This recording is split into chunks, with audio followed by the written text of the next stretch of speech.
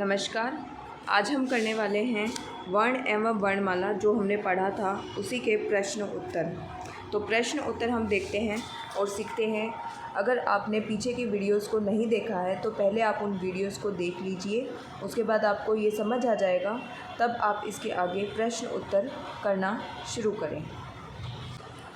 देखिए, ये वर्ण और वर्णमाला के प्रश्न उत्तर हैं। पहला प्रश्न है, निम्न में से संयुक्त व्यंजन कौन सा नहीं है?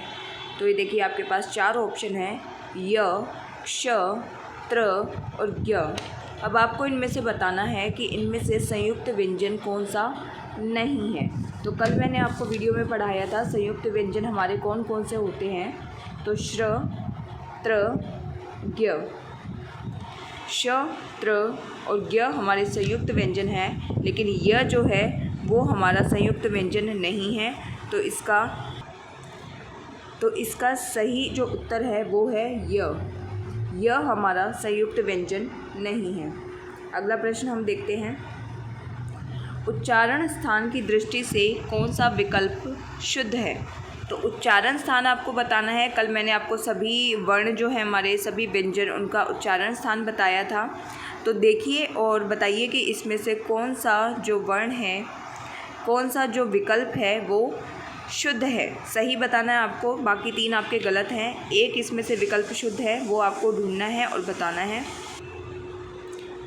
तो देखिए, इसका जो उच्चारण स्थान है श मूर्धन्य, नहीं, ये पहला विकल्प आपका गलत है। ये श जो है इसका उच्चारण तालु से होता है। स दंत्य, च कंठ। च का ये देखिए तीसरा विकल्प च जो है कंठ से नहीं बल्कि तालु से इसका उच्चारण होता है। और अगला है श तालव्य। श तालव्य से नहीं, इसका मूर्धन्य से उच्चारण होता है। तो इसका दूसरा विकल्प देखिए स दंत्य। ये कल मैंने आपको वर्तस्य लिखवाया था, वर्तस्य भी यानी दंत मूल से बोला जाता है। तो आपका दूसरा विकल्प दंत्य सही है कि दांतों के पास से ही, मसूड़ों के पास से ही ये बोला जाता है। स दूसरा ऑप्शन सही है आपका। अगला हम देखते हैं क्वेश्चन। देखिए तीसरा क्वेश्चन जो है, देखिए आपका ये जो तीसरा क्वेश्चन है, निम्नलिखित में से कौन सा कथन अशुद्ध है? आपको अशुद्ध कथन पहचानना है। गलत। पहला आपका ऑप्शन है, दो महाप्राण व्यंजनों का उच्चारण एक साथ हो सकता है। दूसरा है, हिंदी में ज्ञ का उच्चारण परंपरा से भिन्न हो गया है। तीसरा है, क्ष संयुक्त व्यंजन है। और चौथा है, विसर्ग कंठ्य वर्ण है। अब इसके ऑप्शंस को ध्यान से देखिए। पहला जो ऑप्शन है, दो महाप्राण व्यंजनों का उच्चारण एक साथ हो सकता है, तो नहीं, यही आपका सही ऑप्शन है। दो महाप्राण व्यंजनों का उच्चारण आप एक साथ नहीं कर सकते। अगला जो है, हिंदी में ज्ञ का उच्चारण परंपरा से भिन्न हो गया है, तो ये बात बिल्कुल सही है। कल मैंने आपको बताया था कि ये जो वर्ण है ज्ञ, इसको पहले ज्ञ नहीं बोलते थे, इसको ज्य बोलते थे, और ये ज जमा य से बना है। अगला एक श संयुक्त व्यंजन है, ये बिल्कुल ठीक है। श क जमा श। और विसर्ग कंठ्य वर्ण है, तो ये भी बिल्कुल ठीक है। विसर्ग की जो ध्वनि आती है वो ह की ध्वनि आती है, और ह जो है वो कंठ्य वर्ण है, इसलिए ये बिल्कुल सही है। तो आपका इसका ऑप्शन है नंबर 1, जो आपका सही ऑप्शन है। अगला क्वेश्चन हम देखते हैं। देखिए, प्लुत स्वर कौन सा है? इसमें से आपको प्लुत स्वर पहचानना है। पहला ऑप्शन है औम, दूसरा ऑप्शन है ओम, तीसरा ऑप्शन है ओम, चौथा है ओम। देखिए, सबको ओम ही बोला जा रहा है, लेकिन लिखने का तरीका थोड़ा सा अलग है। प्लुत स्वर कल आपको बताया था मैंने कि इसमें हर्ष स्वर के मुकाबले 3 गुना ज़्यादा समय लगता है ना। और इसको लिखा भी था मैंने, ओम कैसे लिखा जाता है, जो अब हमारी हिंदी में नहीं प्रयुक्त होता प्लुत स्वर। तो इसका सही ऑप्शन जो है वो है दूसरा, सेकंड ऑप्शन। अगला क्वेश्चन हम देखते हैं। ऊष्म वर्ण है, ऊष्म वर्ण आपको बताने हैं। ऊष्म अर्थात गर्मी। जब उनकी ध्वनि उत्पन्न करते समय गर्मी उत्पन्न होती है, ऊष्मा उत्पन्न होती है, तो वो ऊष्म वर्ण कहलाते हैं। ऊष्म वर्ण कौन से मैंने आपको लिखवाए थे? तो देखिए, ऑप्शन 1 य र ल व। ऑप्शन दूसरा जो ऑप्शन है श श स। तीसरा ऑप्शन है च छ ज। और चौथा ऑप्शन है ट ठ ड। तो देखिए पहला जो ऑप्शन है य र ल व, ये तो आपके अंतस्थ व्यंजन हैं। और दूसरा ऑप्शन श श स, ये आपके ऊष्म व्यंजन हैं, जिसका तो इसका सही जो आंसर है वो है आपका ऑप्शन 2। अगला देखते हैं क्वेश्चन। स्वर किसका भेद है? ऑप्शन देखिए संधि, समास, वर्ण और लिंग। बताइए स्वर किसका भेद है? संधि, समास, वर्ण या लिंग। तो इसका जो सही आंसर है वर्ण। वर्ण के दो भेद होते हैं, एक पहला भेद है स्वर, दूसरा भेद है व्यंजन। ठीक है, तो इसका सही जो आंसर है वो है आपका वर्ण। अगला क्वेश्चन देखते हैं। ये पूरा आपका क्वेश्चन है, ये ऑप्शन नहीं है, पूरा क्वेश्चन है, देखिए ध्यान से। निम्नलिखित में से कौन सा उत्तर सही है? इसके नीचे आपको 4 ऑप्शन मिलेंगे, लेकिन अभी आपको पहले ये तीनों जो पंक्तियां हैं इनको पढ़ना पड़ेगा और देखिए कौन कौन सी पंक्ति सही है। पहली है अनुस्वार पूर्ण अनुनासिक ध्वनि है। अनुस्वार जो जिनका उच्चारण हम करते हैं वो अनुनासिक ध्वनि है। अनुनासिक ध्वनियाँ कौन सी होती हैं? जिनकी जो आवाज़ है वो नाक से भी आती है, मुख के साथ साथ आपके नाक से भी आवाज़ आए तो वो अनुनासिक ध्वनि कहलाती है। दूसरा ऑप्शन है वर्ग का पंचमाक्षर अनुनासिक होता है। तो ये बिल्कुल सही है, मैंने आपको बताया था कि वर्ग का जो 5वां वर्ण है वो अनुनासिक होता है, यानी उसकी जो ध्वनि निकलती है वो नाक से भी निकलती है। और तीसरा है अनुनासिक के उच्चारण के दौरान नाक से बहुत कम सांस निकलती है और मुंह से अधिक। तो ये बात भी बिल्कुल सही है। तो इसका कौन सा ऑप्शन आपका सही होगा? देखिए जिसमें हमारी तीनों की तीनों पंक्तियां बिल्कुल ठीक है, तो वो ऑप्शन आपका सही है जिसमें तीनों ऑप्शंस दिए हुए हैं। तो देखिए इसमें से किसमें तीनों ऑप्शन दिए हुए हैं, तो सेकंड ऑप्शन जो है 1 2 3 इसमें तीनों ऑप्शन है, यही आपका सही ऑप्शन होगा। अगला क्वेश्चन हम देखते हैं। दांत और जीभ के स्पर्श से बोले जाने वाले वर्ण को क्या कहते हैं? तो दांत और जीभ के स्पर्श से बोले जाने वाले वर्ण को क्या कहते हैं? देखिए तो इनको मूर्धन्य नहीं, मूर्धन्य में तो जीभ जो है हमारी वो मूर्धा को स्पर्श करती है। दंत्य, दंत में हमारी जीभ दांत को स्पर्श करती है। दंतोष्ठ, दंतोष्ठ में हमारी जो जीभ का कार्य नहीं होता बल्कि दांत और होठ आपस में स्पर्श करते हैं। कंठोष्ठ यानी कंठ से आवाज़ निकलती है और होठों को स्पर्श करती हुई बाहर निकलती है। कंठोष्ठ मैंने आपको कोई बताया भी नहीं था, कंठ था और ओष्ठ था, वो दोनों अलग अलग थे। अब देखिए इसमें से जो आपका प्रश्न है दांत और जीभ के स्पर्श से बोले जाने वाले वर्ण को क्या कहते हैं, तो इसका सही ऑप्शन है आपका दंत्य। सेकंड ऑप्शन बिल्कुल सही। अगला क्वेश्चन हम देखते हैं। निम्नलिखित ध्वनियों की निर्दिष्ट विशेषताओं में कौन सा अशुद्ध है? अशुद्ध यानी गलत आपको बताना है।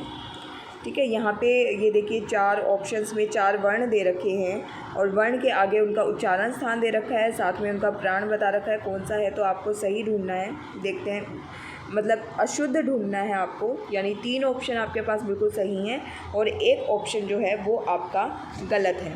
तो देखिए च को कहते हैं कि तालव्य महाप्राण। तो च का उच्चारण तालु से होता है, ये बात बिल्कुल ठीक है, पर क्या ये महाप्राण है? सोचिए इसके बारे में। तब तक हम अब अगला ऑप्शन देखते हैं। ख का उच्चारण स्थान कंठ, ठीक है। ख जो है क वर्ग का व्यंजन है और इसका उच्चारण स्थान कंठ, बिल्कुल ठीक है। महाप्राण, तो ये भी ठीक है। महाप्राण हमारी जो दूसरी पंक्ति होती है और चौथी पंक्ति होती है, प्रत्येक वर्ग का दूसरा और चौथा व्यंजन महाप्राण कहलाता है, बिल्कुल सही है। तीसरा ऑप्शन त का उच्चारण स्थान दंत्य, बिल्कुल ठीक है। जो त वर्ग है उसका उच्चारण स्थान दांतों से होता है, दंत्य उसका उच्चारण स्थान है। और अल्पप्राण, तो त अल्पप्राण है, ये भी बात बिल्कुल ठीक है कि जो त है वो अल्पप्राण है क्योंकि प्रत्येक वर्ग का पहला, तीसरा और 5वां जो वर्ण है, 5वां जो व्यंजन है वो अल्पप्राण होते हैं। तो ये तीसरा ऑप्शन आपका बिल्कुल ठीक है। नंबर 4, म का उच्चारण स्थान ओष्ठ है, तो ये बात बिल्कुल ठीक है। म जो है होठों से बोला जाता है, प वर्ग का ये व्यंजन है, प वर्ग पूरा का पूरा इसका उच्चारण स्थान ओष्ठ है और ये सघोष है।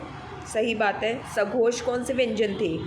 प्रत्येक वर्ग का पहला और दूसरा व्यंजन जो था, पहली और दूसरी पंक्ति, वो अघोष है और बाकी की 3 पंक्ति बाकी की जो 3 पंक्ति हैं, तीसरा वर्ण, चौथा वर्ण और पांचवा वर्ण, ये तीनों पंक्तियाँ सघोष हैं। तो ये चौथा ऑप्शन भी आपका बिल्कुल ठीक है। तो आपका कौन सा ऑप्शन गलत है इसमें? देखिए च जो है तालु से बोला जाता है, ये बात ठीक है, लेकिन च जो है वो अल्प प्राण है। जो आपके प्रत्येक वर्ग का जो पहला व्यंजन होगा वो आपका अल्प प्राण होगा। तो अल्प प्राण हमारे कौन कौन से थे? पहला, तीसरा और पांचवा, और महाप्राण दूसरा और चौथा। ठीक है, तो इस चीज़ का ध्यान रखिए। आपका पहला ऑप्शन गलत है इसमें। ये अगला देखते हैं क्वेश्चन। य को वर्णमाला में माना जाता है, तो इसे क्या माना जाता है? संयुक्त व्यंजन, स्वर संधि, अनुस्वार या व्यंजन? क्या मानते हैं इसे, बताइए। ये कल मैंने आपको लिखवाया था। य मैंने कौन सी श्रेणी में लिखवाया था आपका? स्वर संधि में, अनुस्वार में, व्यंजन में या फिर संयुक्त व्यंजन में? किस में लिखवाया था? तो ये आपका है संयुक्त व्यंजन। ये 2 व्यंजनों के मेल से बना है, ज जमा य। मैं आपको लिख के भी बता देती हूँ, ज जमा य। ये देखिए, इससे आपका ये बना हुआ है, तो इसलिए आपका जो पहला ऑप्शन है संयुक्त व्यंजन वो बिल्कुल ठीक है। अगला क्वेश्चन देखते हैं। निम्न में से कौन सा वर्ण स्पर्श संघर्षी है? तो स्पर्श संघर्षी व्यंजन मैंने आपको बताए थे 4 व्यंजन। इस पूरी जो व्यंजनों का जो पूरा मैंने आपको कल बताया था, जो हमारे 33 व्यंजन हैं, उनमें से 4 व्यंजन मैंने आपको स्पर्श संघर्षी बताए थे। वो थे च, छ, ज और झ। तो अब देखिए ऑप्शन में कौन सा आपका सही ऑप्शन है। तो पहला ऑप्शन झ आपका बिल्कुल सही है, झ। अगला क्वेश्चन हम देखते हैं। त्रि की ध्वनियाँ हैं, त्रि। अब इसमें देखना ध्वनियाँ कौन कौन सी है, किसके मेल से ये बना हुआ है। पहला ऑप्शन है आपका त जमा री, दूसरा ऑप्शन है त जमा र, तीसरा ऑप्शन है त जमा री जमा अ और चौथा ऑप्शन है त्र जमा अ। तो इसमें से कौन सा ऑप्शन आपका सही है? देखिए, पहचानने की कोशिश कीजिए।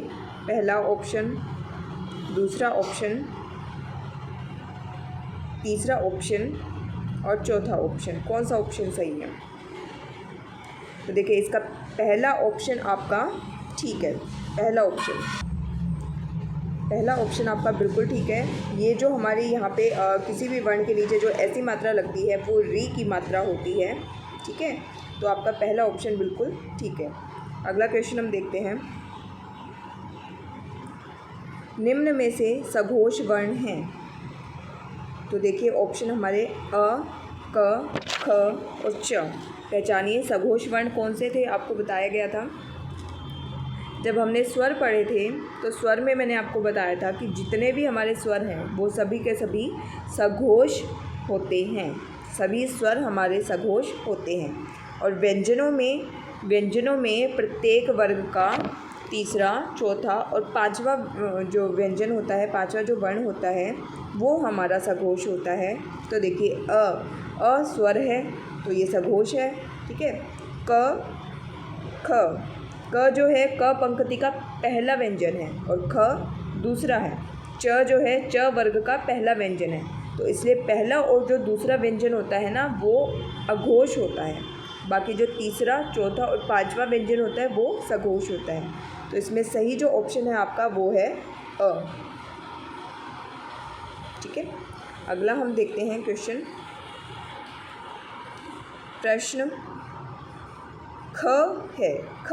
अब इस ये जो ख व्यंजन आपको दिया गया है, ख वर्ण दिया गया है, ये बताना है आपको ये क्या है। तो ये अघोष व्यंजन है, अल्पप्राण व्यंजन है, घोष व्यंजन है या विवृत व्यंजन है। देखिए, अब बताइए इसमें से ख जो है अघोष व्यंजन है। तो देखिए प्रत्येक वर्ग का पहला दूसरा अघोष होता है, ठीक है। और अल्प प्राण व्यंजन कौन कौन से होते हैं? तो प्रत्येक पंक्ति का, प्रत्येक वर्ग का पहला, तीसरा और पांचवा व्यंजन जो होता है वो अल्प प्राण होता है। अब देखिए, अब जो तीसरा ऑप्शन है घोष व्यंजन, घोष व्यंजन कौन कौन से होते हैं? तो प्रत्येक वर्ग का तीसरा, चौथा और पांचवा व्यंजन जो होते हैं वो घोष व्यंजन होते हैं। और विवृत तो मैंने आपको स्वर में पढ़ाया था। ख जो है व्यंजन है। तो देखिए कौन सा वाला आपका सही ऑप्शन है? ख प्रत्येक जो क वर्ग है, क वर्ग के कौन से नंबर पे आता है? तो दूसरे नंबर पे आता है। तो देखिए कौन सा ऑप्शन आपका सही है? पहला ऑप्शन आपका सही है। जो ख है वो अघोष व्यंजन है। ख महाप्राण है, अल्प प्राण नहीं है। ख अघोष है और महाप्राण है, ठीक है। अगला क्वेश्चन हम देखते हैं। ऊष्म महाप्राण वर्ण है, ऊष्म महाप्राण वर्ण है, क्या ये बात सही है? ऊष्म व्यंजन मैंने आपको पढ़ाए थे कौन कौन से होते हैं? श,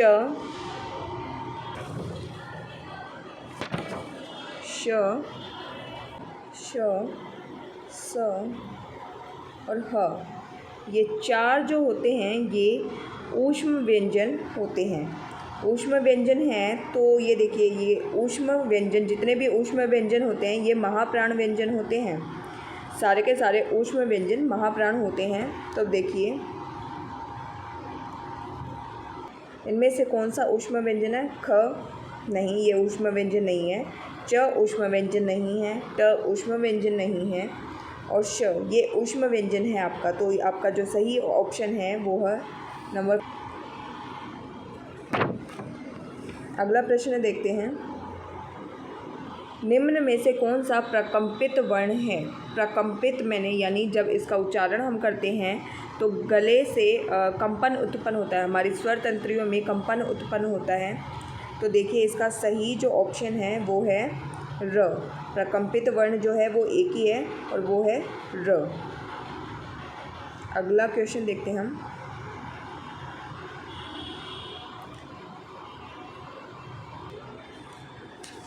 मुखावयवों के निकट आने से संघर्ष के पश्चात प्रकट होने वाली ध्वनि कौन सी है?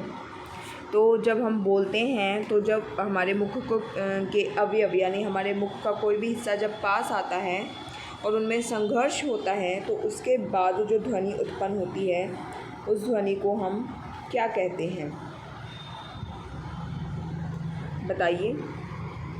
संघर्ष उत्पन्न होगा तो स्पर्श जो व्यंजन होते हैं, स्पर्श व्यंजन में बहुत ही आराम से ध्वनि उत्पन्न हो जाती है। हमारी जो जीभ है वो मुख के किसी भाग को स्पर्श करती है। देखिए स्पर्श व्यंजन जो होते हैं, स्पर्श व्यंजनों में हमारी जो जिह्वा होती है वो मुख के किसी भी भाग को स्पर्श करती है, या तो वो तालु को स्पर्श करेगी या मूर्धा को स्पर्श करेगी। तालु, मूर्धा, दांत, होंठ, किसी भी एक अवयव को वो स्पर्श करती है, इसलिए वो स्पर्श व्यंजन कहलाते हैं। अंतस्थ व्यंजन में जो घर्षण नहीं होता बल्कि बिना घर्षण के ध्वनि उत्पन्न हो जाती है। वर्तस्य में जो ध्वनि होती है वो हमारे दांत के पास जो मसूड़े होते हैं वहाँ से ध्वनि उत्पन्न होती है। और ऊष्म व्यंजन में स्वर तंत्रियों में घर्षण उत्पन्न होता है, यानी हमारे मुख के अवयव हैं, ये स्वर तंत्रियाँ भी तो हमारे मुख के अवयव हैं, उनमें घर्षण उत्पन्न होता है, इस कारण वो ऊष्म व्यंजन कहलाते हैं। ठीक है, तो इसका जो सही आंसर है वो है आपका ऊष्म व्यंजन। अगला प्रश्न देखते हैं। इनमें से महाप्राण है, आपको महाप्राण व्यंजन बताना है। तो देखिए ऑप्शन आ, क, थ, च, ढूंढिए इनमें से महाप्राण कौन सा है। तो महाप्राण मैंने आपको बताया था, महाप्राण प्रत्येक पंक्ति का दूसरा और चौथा व्यंजन महाप्राण होता है। प्रत्येक वर्ग का दूसरा और चौथा महाप्राण होता है। अब देखिए आ जो है, आ स्वर है। क वर्ग का पहला व्यंजन है। च भी च वर्ग का पहला व्यंजन है, लेकिन थ जो है वो त वर्ग का दूसरा व्यंजन है। देखिए बोल के देखिए, त थ द ध न, तो दूसरे नंबर पे आपका थ आ रहा है, दूसरे नंबर पे आ रहा है, तो ये महाप्राण है। तो सही ऑप्शन है आपका नंबर 3। अगला प्रश्न हम देखते हैं, कौन सा वर्ण घोष नहीं है? तो कौन सा वर्ण घोष नहीं है? देखिए, घोष यानी जिसमें घर्षण उत्पन्न नहीं होता, यानी हमें अघोष व्यंजन ढूंढना है, अघोष वर्ण को ढूंढना है। तो देखिए स्वर, इसमें दो तो स्वर मुझे दिखाई दे रहे हैं, ऑप्शन 1 में अ, ए, और ऑप्शन 3 में अ, ये दोनों तो स्वर हैं, और जितने भी स्वर होते हैं वो घोष होते हैं यानी सघोष होते हैं। ठीक है, तो ये दोनों ऑप्शन तो आपके ठीक होंगे ही नहीं। दूसरा ऑप्शन देखिए छ, और चौथा ऑप्शन है ड। अब इन दोनों में से कौन सा व्यंजन घोष व्यंजन है? देखिए, तो मैंने आपको बताया था कि प्रत्येक पंक्ति का पहला और दूसरा जो व्यंजन होते हैं वो अघोष होते हैं, और प्रत्येक वर्ग का जो तीसरा, चौथा और पांचवा व्यंजन होता है वो सघोष होते हैं। तो देखिए छ कौन से नंबर पे आता है? छ दूसरे नंबर पे आता है। ड कौन से पे आता है? तो देखिए ट थ ड तीसरे नंबर पे आता है, इसलिए ये जो है आपका ये आपका सघोष है। ड जो है सघोष है, असघोष है, ए सघोष है, तो हमें वो ढूंढना था जो घोष नहीं है, यानी सघोष नहीं है, अघोष है। तो इसका आपका दूसरा ऑप्शन बिल्कुल ठीक है, छ। अगला प्रश्न हम देखते हैं, किस शब्द में री स्वर नहीं है? री स्वर, री की मात्रा मैंने आपको बताई थी, री की मात्रा ऐसे लगती है। तो देखिए कौन से वाले स्वर में री की मात्रा नहीं है, कौन से शब्द में? तो कृपा, कृपा में री की मात्रा, क के नीचे री की मात्रा लगी हुई है। कृष्ण, कृष्ण में भी री की मात्रा है, क के नीचे री की मात्रा लगी हुई है। दृष्टि, दृष्टि, ये देखिए ये आपको ठीक से यहाँ पे प्रिंटिंग की वजह से ऐसा लग रहा है, लेकिन ये द लिखा हुआ है और उसके नीचे ऐसे री की मात्रा लगी हुई है, और ये ऐसे दृष्टि। ठीक है, तो दृष्टि आपका, ये आपका नहीं है, ये दृष्टि ऐसे लिखा जाता है। और रिवाज, रिवाज में देखिए रिवाज में री की मात्रा नहीं है, बल्कि र जमा ई है, र जमा ई है, ये री की मात्रा नहीं है। तो आपका जो सही ऑप्शन है वो है रिवाज। अगला प्रश्न हम देखते हैं, कौन सा व्यंजन त वर्ग का नहीं है? त वर्ग का व्यंजन आपको ढूंढना है। तो त वर्ग में कौन कौन से व्यंजन आते हैं? त, थ, द, ध, न। त, थ, द, ध और न, ये आपके त वर्ग में आते हैं। तो देखिए इनमें से कौन सा व्यंजन जो है वो त वर्ग का नहीं है? तो सेकंड ऑप्शन म आपका बिल्कुल ठीक है, क्योंकि म जो है वो प वर्ग का व्यंजन है, प वर्ग। अगला प्रश्न देखते हैं, पहले प्रश्न पढ़ लेते हैं। भिन्न भिन्न स्वरों के मेल से जो स्वर उत्पन्न होता है उसे क्या कहते हैं? ठीक है, भिन्न भिन्न स्वरों के मेल से जो स्वर उत्पन्न होता है उसे क्या कहते हैं? तो आप आगे देखिए, संयुक्त स्वर, दीर्घ स्वर, संधि स्वर या मूल स्वर। तो देखिए संयुक्त स्वर इसका आंसर होगा। जैसे हमने संयुक्त व्यंजन पढ़ा था ना, दो व्यंजनों के मेल से बनता है, वैसे ही दो स्वरों के मेल से बनता है संयुक्त स्वर। ठीक है, जैसे अ में हम ई जोड़ देंगे तो ये हो जाएगा ए, है ना। तो आपके इसमें मूल स्वर जो हैं, मूल स्वर आपके कौन कौन से हैं? अ, ई और उ, ये आपके मूल स्वर हैं। ठीक है, और इन्हीं के जब मेल से, इनका जब हम एक दूसरे के साथ मेल करते हैं तब दूसरे स्वर हमारे बन जाते हैं। ठीक है, तो जब मेल से दो स्वरों के मेल से जो तीसरा स्वर बनेगा उसको हम कहेंगे संयुक्त स्वर। इसका पहला ऑप्शन बिल्कुल ठीक है। अगला देखते हैं, थ वर्ग का व्यंजन है, थ वर्ग का व्यंजन है। तो देखिए कौन से वर्ग का व्यंजन है? ओष्ठ्य, तालव्य, दंत्य या ऊष्म्य। तो थ जो है कौन से वर्ग का व्यंजन था? त वर्ग का व्यंजन, त वर्ग का, सॉरी, जो थ है वो आपका त वर्ग का व्यंजन है। ठीक है। और त वर्ग, पूरा का पूरा त वर्ग का उच्चारण स्थान कौन सा है? तो इसका उच्चारण स्थान है आपका दंत्य। तीसरा ऑप्शन बिल्कुल ठीक है। अगला देखते हैं। निम्नलिखित में से दंत्य वर्ण है। दंत्य वर्ण आपको बताना है ट, च, त, उ। अभी अभी से ऊपर वाले क्वेश्चन में मैंने आपको बताया है दंत्य कौन सा वर्ग जो है वो उसका उच्चारण स्थान दंत्य है। तो देखिए त जो है त वर्ग आपका दंत्य से बोला जाता है। अयोगवाह कहा जाता है। अयोगवाह महाप्राण को कहा जाता है, अनुस्वार एवं विसर्ग को कहा जाता है, संयुक्त व्यंजन को कहा जाता है या अल्प प्राण को कहा जाता है। तो अयोगवाह जो होता है आपका अंग और अ, ठीक है, ये दोनों आपके अयोगवाह वर्ण हैं।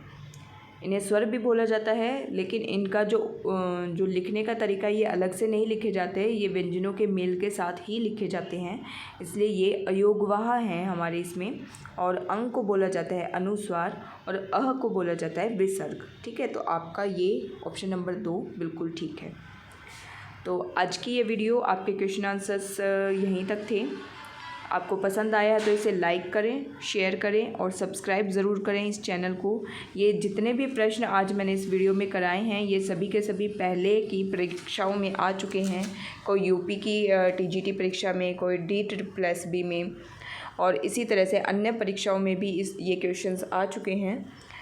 तो आप बने रहिए इस चैनल के साथ इस तरह से उपयोगी प्रश्नों को हल करने के लिए और आगे की व्याकरण को समझने के लिए। धन्यवाद।